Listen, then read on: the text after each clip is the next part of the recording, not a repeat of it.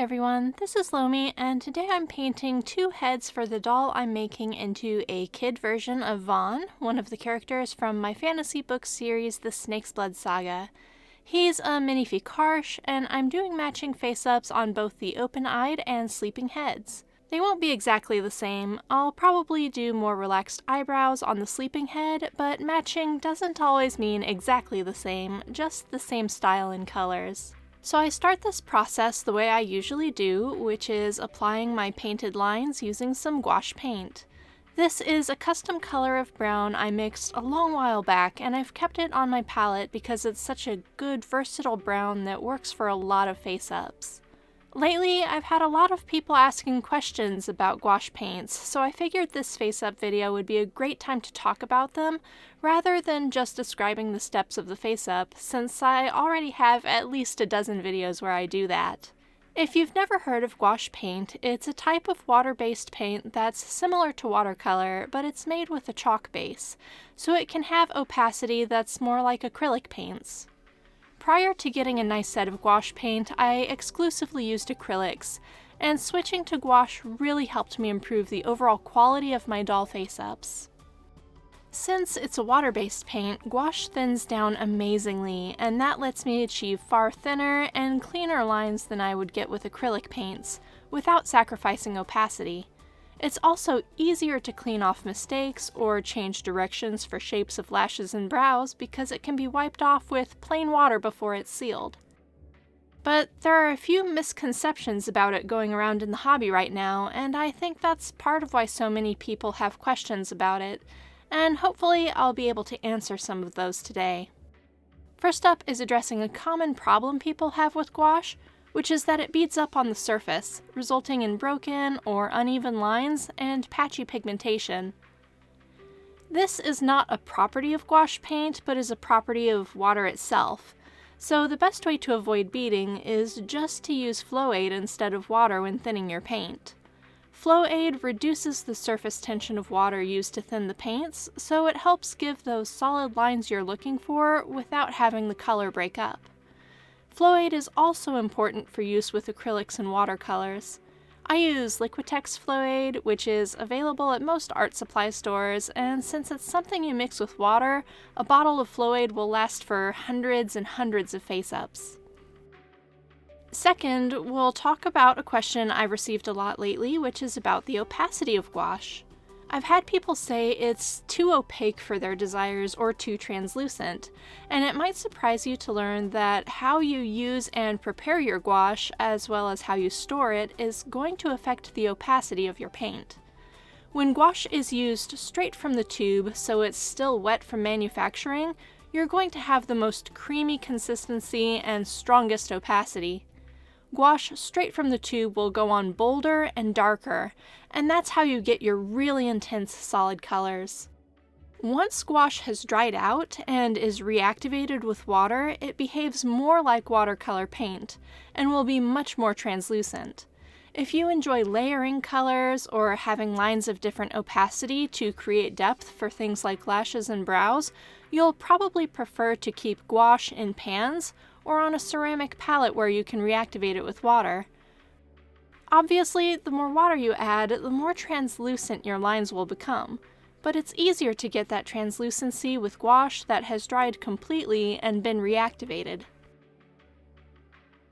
A common problem people have said they encounter with reactivated gouache is graininess in the lines. Some pigments will do this more than others, as some are just naturally granulating colors. That just means that the pigment the paint is created with is just more likely to clump together. But there are two other things that can make granulation worse with gouache paints. One is thinning the paint down too much for the pigment you're using. Sometimes it's better to mix custom colors instead of using one straight from the tube, because you can mix colors using pigments that are less likely to granulate. The more common issue is not reactivating your gouache properly. It's not a type of paint where you can just drip water into the dry tray and go. It needs time to soak, and it also needs to be stirred thoroughly to ensure all of the paint has dissolved properly and is ready for use. I reactivate the gouache I keep on my ceramic palette by putting a bit of water on it and then leaving it for 15 to 20 minutes. When I come back to it, the binder will have absorbed most of the liquid, and I can stir it with a brush to make sure it's completely blended and back to the smooth consistency it had before drying out.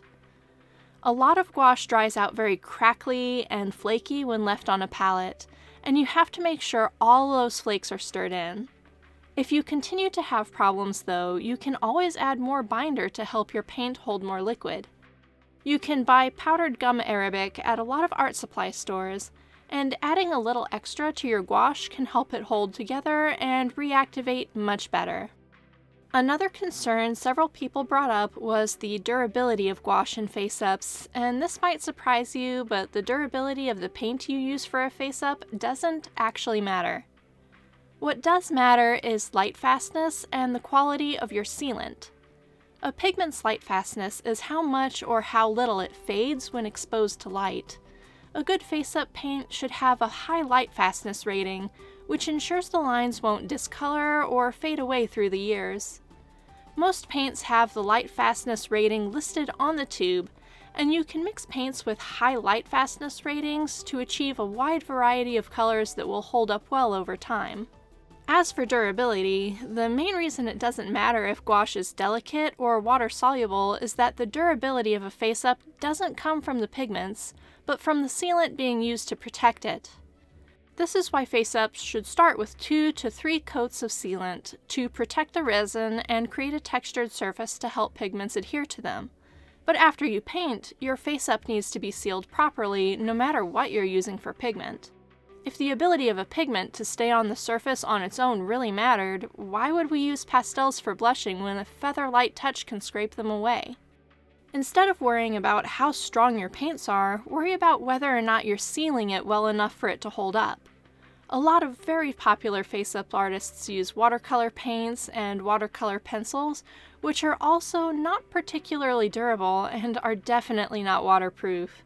But what makes their face-ups last is that they apply enough sealant to make it waterproof and apply it correctly, so it's strong enough that it won't flake. Even acrylic paints can scrape or chip if the sealant holding it on the doll is not correctly applied. So if you're having trouble with face-ups flaking or chipping easily, it's far more likely to be an issue with the sealant you're using or how it's applied, rather than the durability of the paints and pastels held within the layers. It's not unusual for my face-ups to have 12 or more layers of sealant applied to them, with much heavier coats at the end to give scratch resistance and improve the longevity of my work. If a sealant isn't giving you the durability you're looking for, don't forget that it's okay to mix sealants so your working layers have more texture, while your top coats are smoother and have more strength. Just be sure to test them to make sure they're both safe for resin and safe to combine, because not all paints play together nicely, and some may turn sticky if mixed or used together in the wrong order. The best way to familiarize yourself with a material is to use it and practice with it, and also to experiment with different brands and manufacturers to find what feels best for you. There's a learning curve for every art supply out there, and even changing brands can drastically change your results. So never be afraid to try something new from a different company if something isn't working for you. And I think that's all I have to share about gouache, and it's also the end of the face-ups, so I'll just round things out by mixing a more satin finish gloss for this doll's lips. They make satin clear coats, I just don't have one, but I can get him there by mixing a bit of matte medium with gloss varnish to cut the shine, but still retain most of the durability of the varnish. That makes these finished face-ups a little softer and more natural, which is ideal for my little blonde boy here. And that's it. If you have any questions or want to share your own experiences using different face-up materials, feel free to share them in the comments. That's all for today though. Thanks for watching. Bye.